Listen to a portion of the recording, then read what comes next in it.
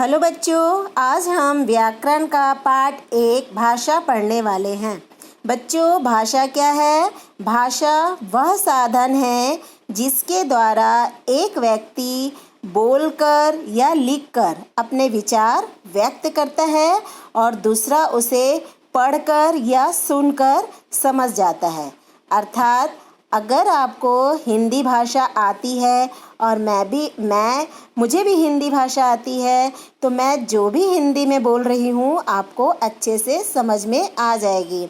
इसी तरह यदि मुझे मलयालम भाषा आती है और अगर आपको भी मलयालम भाषा आती है, तो मैं जो भी बोलूँगी, जो भी मेरे मन के विचार हैं, मेरे मन के भाव हैं, मैं जो भी आपको बोलूँगी, अगर आपको मलयालम भाषा आती है तो आप उसे समझ जाएंगे।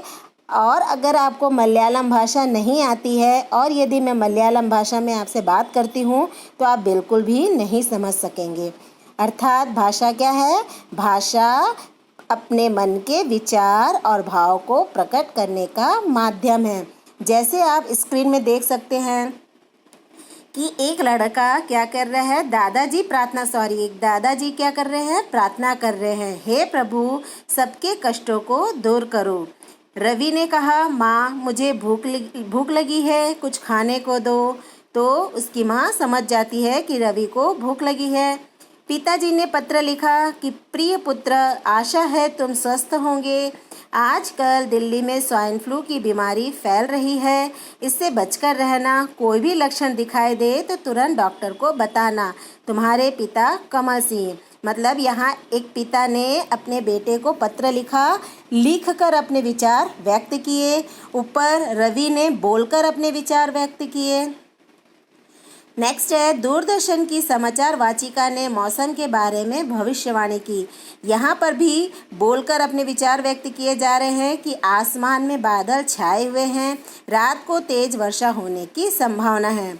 अगला देखिए, माता जी ने अखबार में पढ़ा। यहाँ लिखकर विचार व्यक्त किए गए हैं और सामने वाला पढ़कर विचारों को ग्रहण कर रहा है। कल एक कार दुर्घटना में 2 व्यक्ति मारे गए। तो बच्चों, इन चित्रों में लोग अपनी बात अलग अलग तरीके से प्रकट कर रहे हैं। कोई बोलकर, कोई लिखकर, कोई सुनकर, कोई पढ़कर। तो बच्चों, आपने देखा होगा कि हम अपने मन की बात बोलकर या लिखकर दूसरों के सामने प्रकट करते हैं।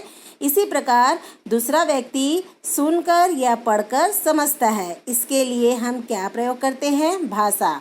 अर्थात अभी मैं जितनी भी आपको जानकारियाँ दे रही हूँ, आप उसे सुन रहे होंगे और यहाँ अगर मैं पढ़ रही हूँ कुछ वाक्य, तो आप उसे पढ़कर या समझकर उसका अर्थ ग्रहण करेंगे। इस प्रकार कहा जा सकता है कि भाषा वह साधन है जिसके द्वारा मनुष्य बोलकर या लिखकर अपने मन के विचार प्रकट करता है और दूसरों के विचार सुनकर या पढ़कर ग्रहण करता है। बच्चों, भाषा 2 प्रकार के होते हैं। कितने प्रकार के होते हैं? 2 प्रकार के, मौखिक भाषा और लिखित भाषा। मौखिक भाषा में क्या होता है? मौखिक भाषा में बोलकर विचारों को प्रकट किया जाता है और सामने वाला सुनकर विचारों को ग्रहण करता है। और लिखित भाषा में क्या होता है? विचारों को लिखकर प्रकट किया जाता है और सामने वाला उसे पढ़कर समझता है। तो भारत में अनेक भाषाएं बोली जाती है, समझी जाती है और लिखी जाती है। हिंदी भारत की राष्ट्रभाषा है और राजभाषा है। भारत के अधिकांश हिस्से में लोग हिंदी में ही अपने विचार प्रकट करते हैं। भारत की अन्य भाषाएं हैं संस्कृत, पंजाबी, मराठी, बंगला, गुजराती, असमी, सिंधी, उड़िया। और दक्षिण भारत की क्या क्या भाषाएं हैं? तमिल, मलयालम, कन्नड़, तेलुगु। भारत में अंग्रेजी एवं उर्दू भाषा का भी खूब प्रयोग किया जाता है। तो बच्चों, आपने इन सब भाषाओं के नाम सुने हैं। अगला है हमारा लिपि। लिपि क्या होता है? किसी भी भाषा को लिखने का ढंग। जैसे हम अंग्रेजी में अगर हमको कुछ लिखना है तो हम अलग तरीके से लिखते हैं, हिंदी में लिखना है तो हम अलग तरीके से लिखते हैं। वैसे ही गुजराती, मलयालम, कन्नड़, ये सब में लिखने का ढंग क्या होता है? अलग अलग होता है।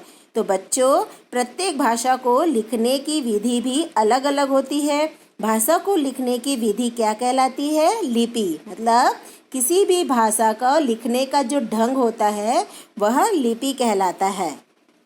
जैसे हिंदी की जो लिपि है उसे हम देवनागरी लिपि कहते हैं। अंग्रेजी की जो लिखने का ढंग है उसे हम रोमन लिपि कहते हैं। उर्दू को फारसी लिपि में लिखते हैं और पंजाबी को गुरुमुखी लिपि में।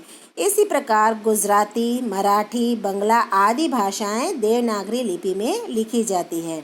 तो बच्चों, आपको भाषा और लिपि समझ में आ गई। आप इसे 1-2 बार पढ़ेंगे तो आपको बहुत अच्छे से समझ में आ जाएगी। इसके जो भी क्वेश्चन आंसर है और अभ्यास प्रश्न है मैं व्हाट्सएप ग्रुप में भेजूंगी। आपको केवल बुक में ही इसके क्वेश्चन आंसर और अभ्यास प्रश्न करने हैं, इसके अलग से कॉपी नहीं बनानी है। Okay, thank you.